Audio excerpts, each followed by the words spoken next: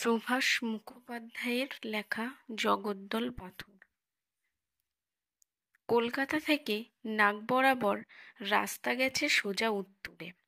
ব্যারাকপুর রোডের দুপাশে যদি তাকাও, দেখবে লম্বা পাঁচিলে গণ্ডি দেওয়া উঠোনের মধ্যে দৈত্যের মতো ইমারত, কালি ঝুলি মাখা কিম্ভূত কিমাকার চেহারা, করো গেট, টিনের ছাপ্পর ফুটো করে আকাশের মুখের কাছে মুখ নিয়ে গিয়ে ধোঁয়া ছাড়ছে অসংখ্য সরু সরু চিমনি। সামনে লোহার প্রকাণ্ড ফটক, তাতে একটা মাত্র মানুষ গলে যাবার মতো ছোট্ট এতটুকু ফুটো।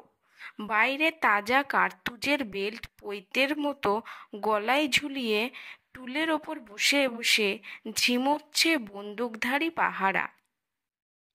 ফটকের সামনে ধুলোর মধ্যে পা ছড়িয়ে বসে আছে তেলে ভাজা মিঠাই আর চানাচুর গরম। চারপাশে এঁটো শালপাতার জঙ্গল, কারখানার গা ঘেঁষে এবড়ো খেবড়ো হাড় বার করা গলি, দুপাশে তার কুলি লাইন, মোড়ের ওপর ছাই পাশের উঁচু ঢিবি। ব্যারাকপুর রোড কোথাও কোথাও কাটা পড়েছে রেল লাইনে, মালগাড়ি যাবার রেল পাতা রাস্তায়। চটের বস্তা পাড়ি দেবে 7 সমুদ্র 13 নদী।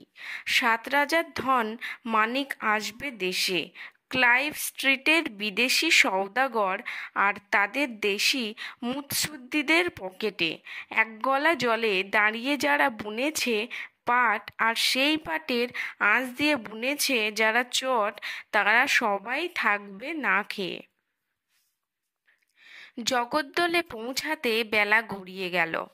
রাস্তায় জ্বলে উঠল আলো, কানে তালা ধরিয়ে কারখানায় কারখানায় বেজে উঠল ভোঁ।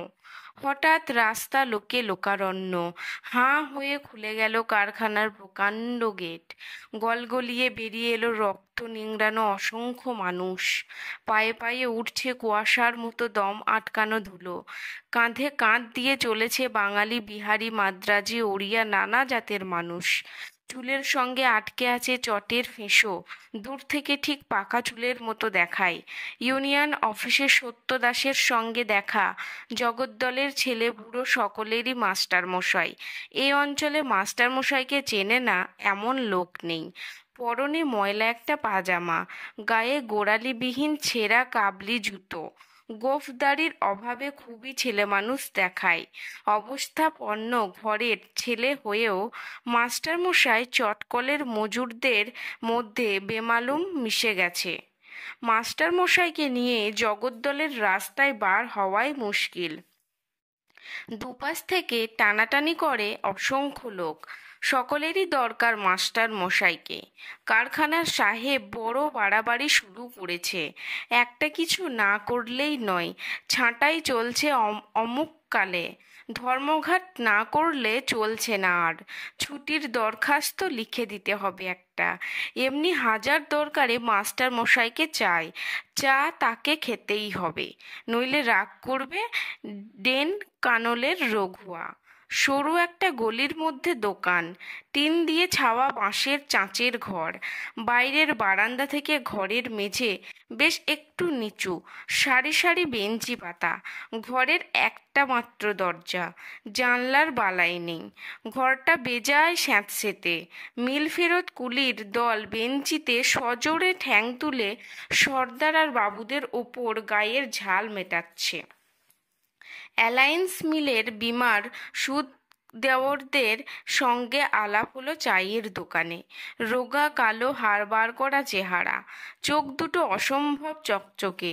সপ্তাহে সপ্তাহে যে মজুরি পাওয়া যায় তাকে বলে হপ্তা।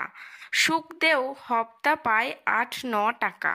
মা বাপ ছেলে বউ নিয়ে 8 জনের সংসার তাতে কিছুতেই চলতে চায় না। আধ পেটা খেয়ে 5 দিনের চালে 7 দিনে চালাতে হয়, তাও প্রতি 4 সেরে 8 সের করে ইটের কুঁচো খেয়ে খেয়ে পেটের ভেতরটা কংক্রিটে ঠাসা হয়ে গেছে। ফতুয়ার পকেট থেকে পোস্টকার্ডে খুদে খুদে অক্ষরে লেখা একটা ভাঁজ করা চিঠি বার করে সুখদেও দেশ তার উড়িষ্যায়।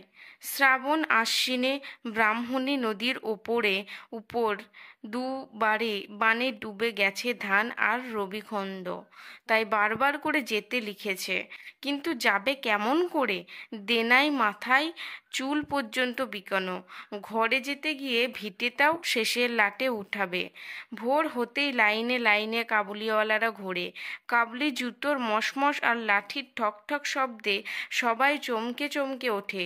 শুক্র শনি রবি আঁতপুরের নিমতলায় কিংবা কারখানার গেটে কুলিদের তাড়া চায় না, সুদ চাই। মাসে টাকার দুয়ানা সুদ। 10 টাকা নিলে 4 সপ্তাহে 4 কিস্তিতে শোধ দিতে হবে আসলের দেনা।